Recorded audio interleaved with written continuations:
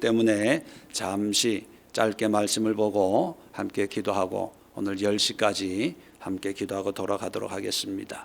오늘 이 말씀을 통해서 하나님의 임재, 오늘 성경에 보면 나도 그들 중에 있느니라 하나님의 임재를 말씀하고 있습니다. 그렇다면 우리가 살아가면서 이런저런 문제도 있을 것이고 또 기쁨과 감사함도 있겠죠. 그러나 우리의 모든 삶 속에 우리가 정녕 사모해야 될 것은 바로 하나님이 우리와 함께 하신다는 거죠. 그렇다면 우리가 늘 하나님의 임재 속에 살아가는 그런 삶이 필요합니다. 그래서 오늘 첫 번째 기도 제목은 우리가 살아가는 모든 환경과 삶 속에 하나님의 임재를 경험하고 또 깨닫는 그런 삶을 위해서 기도할 수 있기를 바랍니다. 하나님의 임재, 하나님이 우리와 함께 하신다면 우리가 어떤 모양, 모습이든지 간에 하나님의 은혜로 극복하고 또 하나님 앞에 영광 돌리고 또 하나님의 은혜와 능력을 공급받을 수 있다는 것이지요. 그래서 오늘 첫 번째 기도의 제목은 우리의 모든 상황과 환경과 여건 가운데 제일 먼저 하나님의 임재를 사모하는 그런 삶이 되게 해달라고 기도하시고, 두 번째 기도 제목은 20절 보면 두세 사람이 내 이름으로 모인 곳에는 나도 그들 중에 있느니라. 항상 하나님이 우리와 함께 하지만 하나님의 임재의 은혜를 주시는 것은 내 이름으로 모인 곳, 그렇게 말씀하고 있습니다. 내 이름으로 모인 곳이라고 하는 것은 우리의 상황이 여건을 얘기하는 것이 아니라 어떤 상황이든지 간에 하나님의 이름, 예수님의 이름으로 모이기만 하면 그곳에 하나님이 임재하겠다는 거죠. 그러면 내 이름으로 모인 곳이라는 것은 어떤 장소일까요? 하나님의 영광을 위해서 모이는, 하나님의 은혜를 위해서, 하나님의 사명을 위해서, 하나님의 뜻을 위해서 모인 그 모든 상황과 여건이라는 거죠. 그렇다면 우리가 바라보는 상황 여건과 하나님이 생각하시는 상황과 여건이 달라요. 우리의 환경은 뭡니까? 힘드냐 어렵냐, 편안하냐 고통스럽냐, 즐거우냐 슬프냐, 뭐 이런 거잖아요. 그런데 하나님은 내 이름으로 모인 곳이냐 아니면 내 이름과 상관없는 곳이냐, 그것만 본다는 거죠. 그러면 우리에게 이런 지혜가 있어야 됩니다. 모든 상황 속을 하나님의 이름으로 우리가 모이고 하나님의 이름으로 살아간다면 그곳에는 하나님의 임재가 임하겠구나. 그렇다면 모든 상황 속에서 우리는 하나님의 은혜를, 하나님의 임재를 구할 수 있습니다. 그 모든 상황이라는 것은 내가 원하는, 내가 기대하는 어떤 좋은 상황이 아니라 누가 기뻐하는 상황이요? 하나님. 그것을 성경에는 내 이름으로 모인 곳.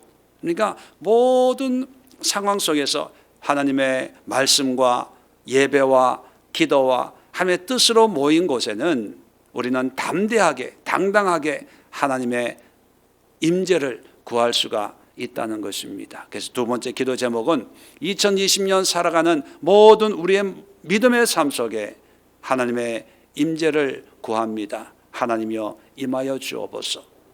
그런 기도를 해야 되고 또 그런 기도를 할 수 있기 위해서 우리의 모든 상황과 환경을 예수의 이름에 합당한 그런 우리의 삶의 모습이 되어져야 될 줄로 압니다.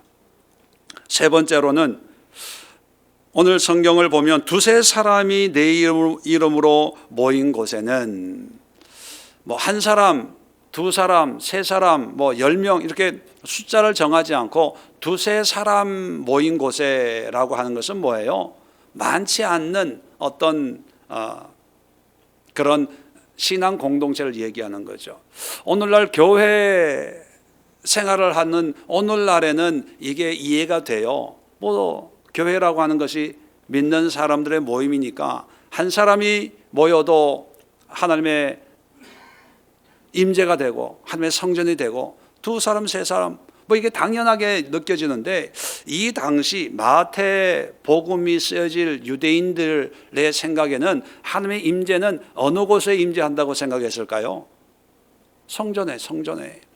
성전은 엄청 크고 수많은 사람들이 모여들어서 짐승으로 예배하는 곳이거든요. 자, 그런 곳에 하나님의 임재가 있다고 생각을 했어요. 그런데 두세 사람이 모인 곳에 나도 그들 중에 있다. 이건 놀라운 어떤 새로운 선포거든요. 그 전까지는 상상도 못했던, 아유, 나 같은 사람, 우리 같은 사람들이 모여서 기도한다고 뭐 하나님 임재하겠어? 대제사장이 옷을 입고 참 멋있는 그런 예배와 예식을 통해서 칼을 빼가지고 양이나 염소를 쳐가지고 피를 줄줄 흘리면서 불에 태워서 드리는 그런, 그들이 보기에 영광스러운 그런 임재 성전 예배에 하나님이 불 가운데 이 예물을 받으시지, 우리 같은 사람들은 뭐 그런 생각을 했다는 거예요. 그런데 예수님의 선포가 뭡니까? 너희들 두세 사람이 모인 곳에도 내가 함께 할 거야. 그건 뭐예요? 우리의 연약함, 부족함, 숫자나 지위나 어떤 학식이나 세상 사람들이 바라볼 때 유명하다 이게 상관이 없는 거예요. 믿는 사람들, 너희라고 하는 것은 제자들을 얘기하는 거거든요. 너희들이 두세 사람이 모여 있어도 그건 뭐냐면 상대적으로 부족하고 연약하고 적고 보잘것없다는 것을 의미합니다. 두세 사람이 모인 곳에 그 모임이 내 이름을 위한 것이라면 나도 너희와 함께 있다는 거죠. 그렇다면 우리 믿음으로 살아가는 우리 성도님들, 우리의 모습이 바로 두세 사람 아니겠습니까? 연약하고 부족하고 세상 사람이 인정해 주지 않는 그런 모습일지라도 우리가 하나님의 예수의 이름으로 모여 있다면 우리의 약함과 부족함과 형편과 상황에 관계없이 하나님이 임재하신다는 거죠. 그래서 세 번째 기도 제목은 뭡니까? 우리의 외적인 형편과 상황에 관계없이, 우리의 연약함과 부족함에도 불구하고 우리는 항상 하나님의 임재를 사모하고 하나님의 임재를 위해서 기도하는 그런 한 해가 되게 해달라고 기도할 수 있기를 바랍니다. 마지막으로 왜 두세 사람이 모인 곳에 예수님이 내가 너와 함께 하겠다고 말씀할까요? 두세 사람이 모인 이유는 분명하지 않습니다. 단지 내 이름으로 모인 곳, 하나님을 위해서, 예수님을 위해서, 믿음을 위해서 뭔가 모여있는 그런 신앙을 같이 하는 그런 사람들이겠죠.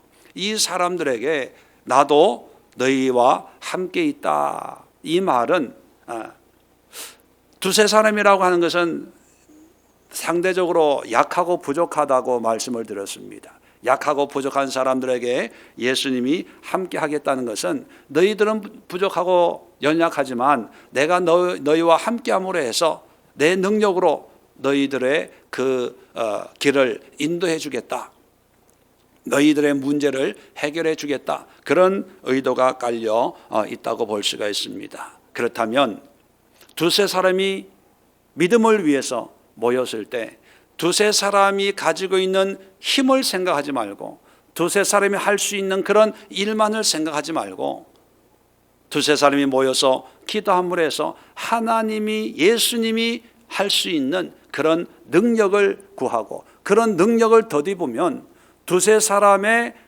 힘이 아닌 예수님의 힘으로 더 큰 일들을 이루어갈 수가 있다는 것입니다. 그래서 어떤 분들은 그런 얘기를 하죠. 기도할 때 나에게 맞는 능력을 구하지 말고, 내 형편에 맞는 그런 일을 구하지 말고 나를 통해서 역사하는 하나님의 능력에 맞는 일을 구해라.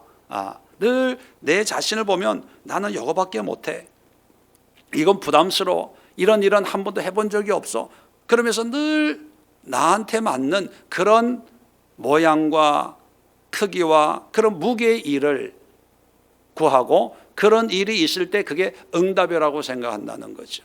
그런데 하나님의 능력을 믿고 하나님의 능력을 구하는 사람들은 내 능력은 작지요. 그러나 하나님 예수님의 능력은 내 능력보다 훨씬 크니까 하나님의 능력으로 하나님이 행하실 그런 일을 감당할 수 있도록 그런 일을 달라고 기도하는 것이 바로 믿음의 기도다. 이런 이야기를 한 걸 봅니다. 어떤 분이 낚시를 하는데 고기를 잡으면 길을 재보고 다시 던져주는 거예요.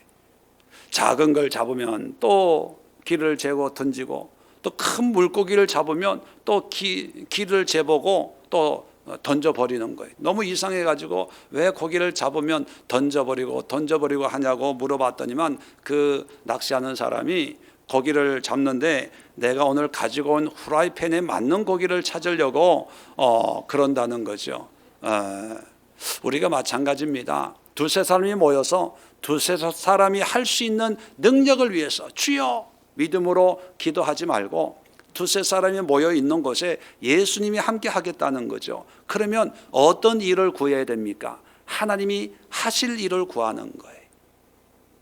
예수님이 하실 일을 구할 때 때로는 우리가 내 능력 밖의 일이 될 수도 있어요. 내가 감당할 형편이 안 되는 일도 있어요. 그런데 우리가 믿음으로 구했다면 이 일은 예수님이 친히 감당하려고 우리에게 주신 일인가 보다, 이렇게 믿고 담대하게 두려워하지 말고 믿음으로 전진하는 그런 삶을 살라는 것이지요. 그래서 네 번째 기도 제목은 뭡니까? 사람의 능력이 아닌 하나님의 능력을 구하고 사모하는 그런 2020년이 될 수 있기를 바랍니다. 오늘 말씀을 생각하시면서 비록 연약하고 부족하지만 우리가 하나님의 영광을 위해서, 예수의 이름을 위해서 기도하고 또 그런 삶을 살아낸다면 예수님이 나와 함께 하시기 때문에 우리가 그 함께 하시는 예수님을 경험하고 체험하는 임재를 늘 사모하면서 날마다 순간순간 하나님의 동행하심을 깨닫는 그런 2020년 될 수 있도록 함께 기도하도록 하겠습니다. 오늘 마음을 정리하고 또 몸을 새롭게 해서 오늘 말씀을 가지고 주여 한번 힘차게 외치고 이 네 가지 기도 제목 가지고 또 여러분이 가지고 나온 기도의 제목들, 또 우리가 감당해야 될 중보의 기도 제목들 함께 고백하면서 10시까지 기도하도록 하겠습니다. 주여 한번 외치고 기도합니다.